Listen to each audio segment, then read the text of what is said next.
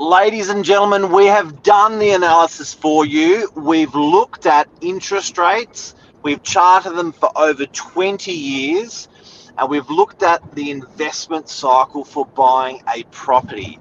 And people are constantly asking us at the moment, do we buy now? Do we wait? We're going to help you with some great information. Stay tuned.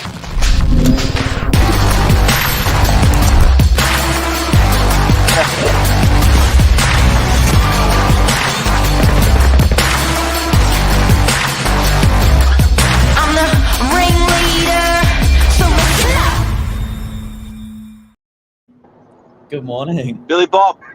Returns. Where have you been? Where have you been? Somewhere, I've really missed you, Mark. I really missed Morning Minutes. I've been away for Where a have while you? on the adventures, some adventures, been doing a bit of travel, a bit of family visiting. But you know what? I came back and I realized that Morning Minutes is almost like a bit of a ritual. It gets the week going, and without it, you just don't operate the same. Well, you almost had it stolen away from you. There was a fight over Morning Minutes. It's true, and we were going. It got very, very close to putting it on a poll to the viewers of Morning Minutes who they wanted to see more on a Monday and Tuesday. Would it be me or Michael Sillage? And I said, if Michael wins the vote, then I'll lay down my sword. He's the winner. But yeah, he was going to try and take it away. It was lucky he didn't go up against you, I reckon. I was gonna drop Luke a special line saying, "Get behind me! I need this win." Well, so anyone who doesn't know, Michael Sillage was standing in while Billy was away, and Michael Sillage never wanted to do Morning Minutes. Now he likes it. That's it. He finds it changed. So very quickly, where did you go? How long were you away for? And how do you do it when you just bought a property? 6 weeks out, got to Europe, came back through Thailand on the way home for a couple of days. I think the trick to buying property and traveling at the same time is buy the property first, and then try and save for a bit of travel. And then annual leave is great. So if you can get yourself into a job where you're working full time, with good people, there's no advantage to really being casual. That helped a lot. That's a good trick for any young person. Just commit to a full-time job, and that pays huge dividends. After a year. Have your cake and eat it too, you reckon? Yeah. But no, that was the first little holiday in a little while, so it was nice. You're good with your money though. You can prioritize it, and at your age, what you've done is pretty incredible, and it's a good message out there to anyone who's 18, got a kid, works with a kid, is a kid, getting to 18, getting to the age of 18 to 19, all that you can accomplish in such a short time. You did good. Yeah, thanks, Mum. And all the free meals are helping. Yeah, and no babies overseas. You haven't heard of anything? Not yet. Give it 9 months, but not yet. That's good. So this morning, welcome back in, Billy. This morning, good morning, everyone. Beautiful day out there. We're talking about the fatality of interest rates at the moment. Hey, Jeff. Hey, Luke. Interest rates at the moment, looking back historically, I think we clawed all the way back to 1993 from memory. And we looked at that chart. We looked at, on that investment cycle, where's a great time to get into a property and a great time not to get into property. And it's the word on everyone's lips at the moment. What do I do? What do I do? What do I do? What do you reckon, Bill? Yeah, we've got an awesome little infographic, I think they call them. It's a great time to be buying, and we're going to show you why. But I love these, where the facts do the talking, and you don't have to listen to us ramble on, and you can digest this slowly at your own speed. So can we share screen? Share screen. Awesome. Cool. I haven't been able to do this the last 6 weeks. It's true. Michael Silish doesn't have this in the toolbox. Nah. Love him, but he doesn't have it in the toolbox. Is it a good time to buy an investment property right now? So we're looking at, is the interest rate really high? There's been so much talk about it. I think since I've been away, Mark, has everyone come to terms with what interest rates have done and where they're going now? Or are we still talking about it? Still talking about it. Still talking It's about still it. a topic. It's still a big topic. It is. It's still a big topic. It's definitely at the front of everyone's minds. Cost of living, interest rates. But a property bought in 2006 for $245,000 is today worth $480,000. The deal not done was lost opportunity $235,000. So I'm going to zoom in a bit just so we can. Oh, sorry. And I think also these are little numbers like 200 grand. Where can you buy a property for 200 grand, 400 grand? Where's the property worth 400 grand? But we're sort of not far off at the moment. And it did feel when that human bought that property in 2006, they did feel that was a hell of a lot of money. And that was purchased in this example in a rising interest rate environment. That's the key. Yes. Yep. I mean, even one of your first properties, what were you paying in interest? Because, this graph goes back to 1993, starting at 14%. I just can't imagine a world paying 14% or more. You know what I think is, where's 1996 on that graph? That's where my first property was. Just about here. So it'd come down a little bit. Yeah, right. Nailed it. And then it went up, got smashed. So similar. You were in a similar boat. Did you fix your interest rate at the time, or did it go up as soon as you sort of bought it?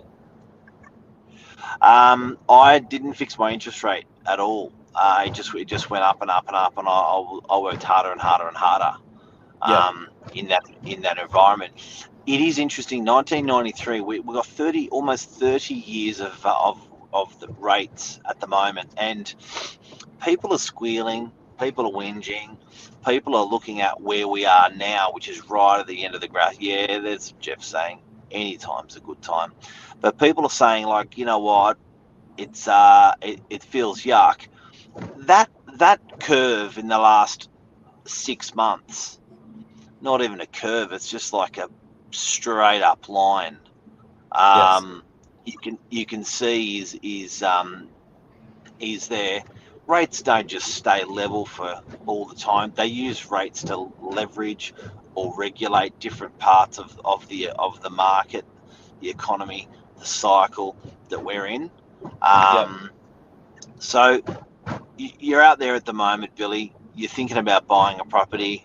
There's not a lot of investors out there. A lot of investors sold their assets. Rents are looking very sexy at the moment. Rents are actually looking so sexy that I reckon over the next 1 to 3 years, we could see 50% growth in rent, which hopefully would be more than enough to cover interest rates. Yeah, I think the amount of property that's not exactly paying for itself, negatively geared, has definitely gone up. But yeah, the rents are catching up, and we've done a separate episode on how quickly properties are being rented at the moment, sort of record speeds. There's a huge demand, massive. People are looking, maybe short term, and there seems to be a few people that agree with that. And if anyone today has got any questions about what we're talking about, throw them out there as well during or after the show. So, Billy, are you going to buy another investment? Are you going to buy another property now? Not quite today now, but hopefully soon. Yeah, absolutely. It's on the list. What's holding you back? Not so much cash flow, just saving up again now. Just savings. And Slowly how's the interest rate? When you look at these rates here, when did you get in? So I jumped in September 2021, started at sort of 2.7%, I think it was. Now I'm up to about 4 point something. So it's almost doubled. No, yeah, maybe a little bit less than doubled. Hasn't really put me off from buying another property though. I'm not going to lie. It's definitely made you kind of work a bit harder, be a bit savvier with your money to hold on to the existing property. But it's definitely not put me off from buying another one. Did you do principal and interest or interest only? No, I've done principal and interest, and I didn't fix it, so it's on variable. Got it. Yeah. A world where you pay 14% interest, that scares me a little bit. Do you think we could ever get back to that? If we do go back to that, it would be for, it's normally everyone, how do I put this really, this is a really delicate answer. It's normally because we have to. When you go back to those rates of 1993, that was a recession. And the government was donning the term at the time, the recession we had to have. And what they meant by that was it just couldn't go on. The eating cake and those massive, like, the property values doubled and even a little bit more in a very, very short time. Some people were trading in and out of their properties after 6 months. They'd made so much money. 9 months, they'd made so much money. I know. I think it was my sister at the time. Got out of a unit and got into a house just because she built in so much equity so quickly. Yeah. So it's sort of, if it does happen, it's normally because there's a bit of fat around there that the government can trim out, and they sort of figure people can afford it a little bit. So there's a comforting thing there, Billy, that I just know that everyone's in it together. When these rates move around up or down, if they're going down, it's dire straits. It's a GF global financial crisis. It's really bad times. So I think you got to choose when you're reading the market is, do you want to be in a market where it's actually good times and the interest rates are going up and the government feels that we can support that and pay that and hold that, or do you want to be in a market with complete uncertainty and the economy shitting itself, and then they're going, hang on a sec, we need to put rates down and get the economy back on its feet. So anytime you're reading this chart here, the Reserve bankers use these rates. It just hasn't happened. It's been at the hand of the government and the Reserve Bank putting these rates up and down. And the reason they put these rates up and down is for economic uncertainty or certainty. So look, I'm not an economist, and I'm just a guy on the street in real estate. I'm not and not in that money market or that money sector, but I can certainly say from what I've viewed and the people that I meet and talk to every day over this night from 1993 onwards, that's what they say, and that's how it happens. So someone's probably got a better technical way to explain it, but at the end of the day, I like interest rates going up because there's a little bit of certainty. The government, that the market will support that, and every time the interest rate's gone down, the people have been shitting themselves. Interesting analysis. I've got another question for you. When obviously it's only ever hit sort of zero once, were you more nervous when it hit zero than when it was at the top? Yeah.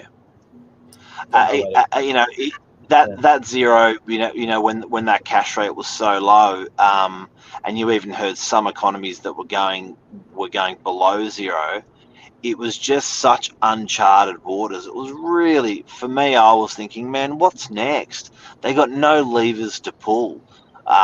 There's no fat there. Like, we are stuffed. So, yeah. Okay, well, there you go. So your favorite kind of, well, not favorite, but where do you think the kind of, where do you think it sits comfortable for everyone? Everyone's kind of winning. Numbers That's wise. the graph. That's Okay. the graph. That's the answer. So draw a line straight through the center of that graph, and that's your beats per minute for a heart. So I would say, you're kind of sitting somewhere along here then. So it's still, maybe still got a little bit more to go, but at least we're not, right down the bottom where it's unhealthy. Sorry, where's here? I can't see it. Sorry. Would you say closer to 6%, 5-6%? Yeah, I think what's that just below that blue arrow? What's that? That arrow's at 6, is it? That's bang on 6. Yeah, look, I think on average, if you take that low and you take that high, probably a bit below, probably more around sort of 4, 5. Yep. I think. So maybe a little bit more to go. Five. 5. Yeah, I think last 30 years, take an average of all of that, and that's a sound economy. Can we just move over to the right part of that graph? Yep. People just said what's on the surface. This is the bottom line. Are interest rates really high, or have we got short-term memories? And if you bought a property for 245, it would be worth 480 today. 235. Hey, this graph's, by the way, care of Wayne Hughes from Ultimate Agency, very good business coach, first in the country. But Billy, when you see this, like you've bought a property a little bit more in value than this, but I guess the bottom line is that when I look at that price and how that property's performed, it's probably a bit of a average performer, but that's just taking a ruler across all of Australia and adding the medium growth. But that's a lot of money in someone's coffers. If $235,000, and you could literally opt just not to compete and not to buy an investment property, and you would not have that in your pocket for retirement or at any time in your life. And when you're looking at some of these statistics, I love an average. Average is good because it, kind of shows what normal looks like. You don't have to do anything special. This is just what, a little bit of investment looks like in property over a long period of time. So absolutely, I think it's exciting. Before we go, any other comments we have to go through? Not yet. Jeff, I will certainly give you a buzz, and that goes for anyone else. I'm sure Jeff's more than happy to help. It's great. First time buyer schemes come in. If you've got any questions regarding that, we're happy to help. It was interesting talking to a lot of people over the weekend. It sounds like most people will be opting into that, which is going to allow them to get into a property faster and hopefully with a little bit of, less upfront cost, which is great. I think that's great. No, it's huge. Hey, by the way, before we go, when you're overseas, what was people's outlook on the property market in Sydney? Because they would have said, "Oh, you're a real estate agent." Oh, tell me. I've got some. You're not going to like the answer to this, but I didn't talk about it once. I told them I was a real estate agent, but they didn't ask any questions. Sounds like a good holiday. I think they just don't like. They're like, "Oh yeah, okay," and then we move on to something else. Yeah, people don't talk about it. Many Aussies there? Too many. Maybe that was the problem. Yeah. No, it was good though. Very good. I went undercover, as Lisa said. Yeah. Legend. Thank you Thanks for today. It's so good to be back on tomorrow. And if anyone wants a copy of what we've just produced on those the historic since 1993 on rates, let us know. We can flick them over. And have a great week. Look at this Monday morning; it's perfect. So good, so good, so good, so good. Thanks, Luke. See you guys.